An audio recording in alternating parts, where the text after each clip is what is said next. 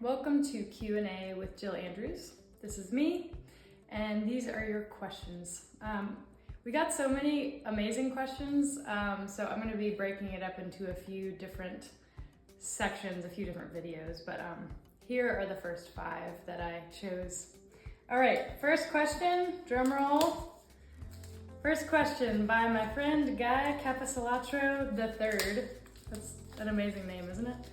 How has your songwriting process changed from the early Everybody Fields through this recent EP?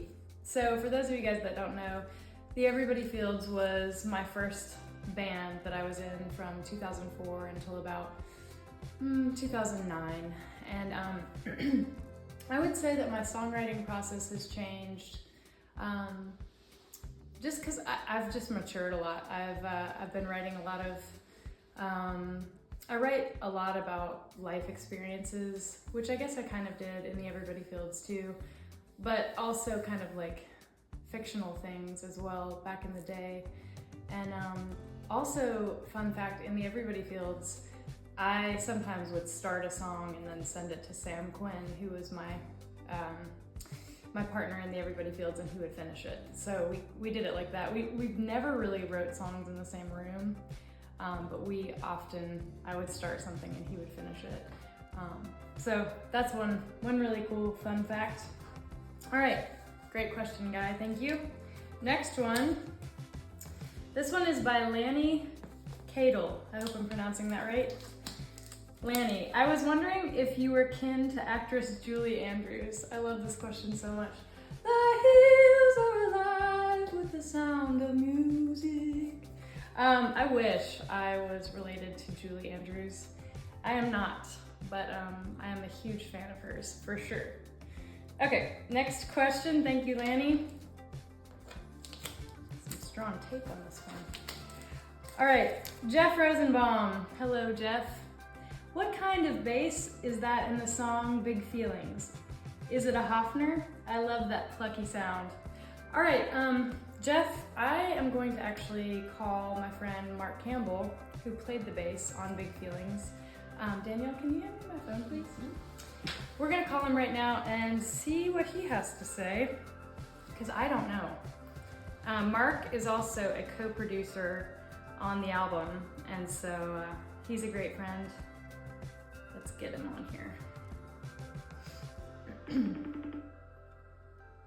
Let's see, how do I do this? How do I do this? Like this? I don't know, because he's gonna see me. Hi! Hello. Hello, how's it going? There's Danielle, my assistant, everybody. What's up? It's good to see you. So, my friend Jeff Rosenbaum had a question for you. What kind of bass is that in the song Big Feelings? Is it a Hofner?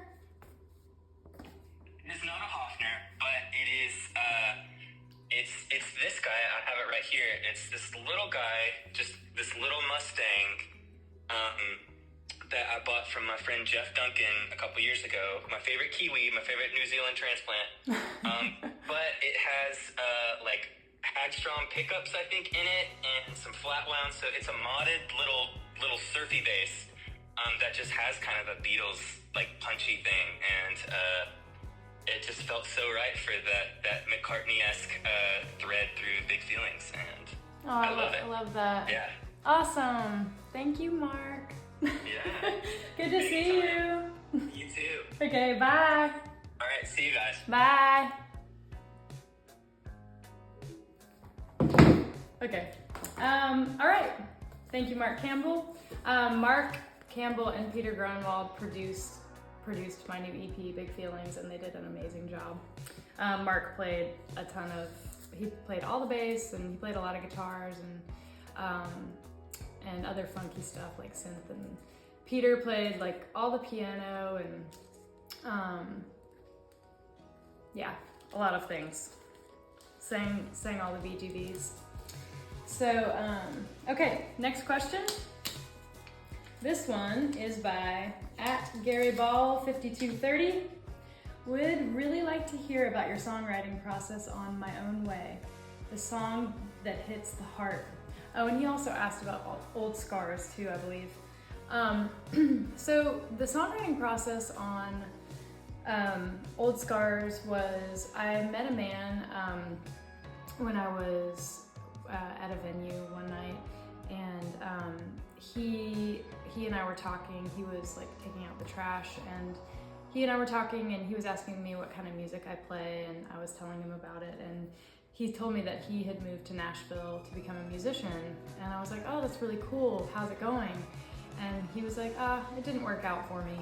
And so yeah, later on, you know, kind of moved on to my own thing, was still there. Later on, one of my friends told me that he was homeless, and I didn't know that, and it just, I don't know, it put everything in perspective for me, because I was there playing, you know, as a musician, and he was there in a different capacity, just like, you know, he was hired to clean up the place, and it made me feel really grateful for my job and for all you guys that listen to my music.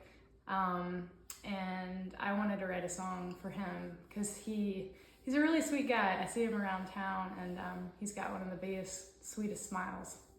So that's Old Scars. And then My Own Way, basically I was just going through a period of time where I needed to find inner strength, and so I was, as I often do, conjuring those things through writing songs. So I was, you know, working on lyrics and things, and I wrote that song with Dustin Christensen and Ian Fitchuk, and yeah, it was just kind of about conjuring strength and independence through song for me.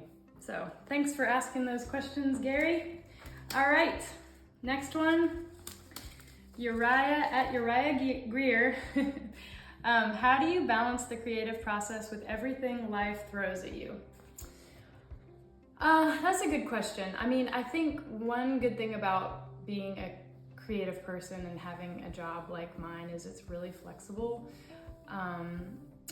And I think one thing that I really try to do is I try to schedule in time to write as much as I can. Honestly, I don't do it as much as I should, because I always find things to do, like wash my dishes, and I shouldn't be doing that in the middle of the workday, but you know, like those dishes just need to be washed sometimes. So, but I think that's the biggest thing for me is I definitely, when inspiration strikes, I always take out my phone and record a voice memo.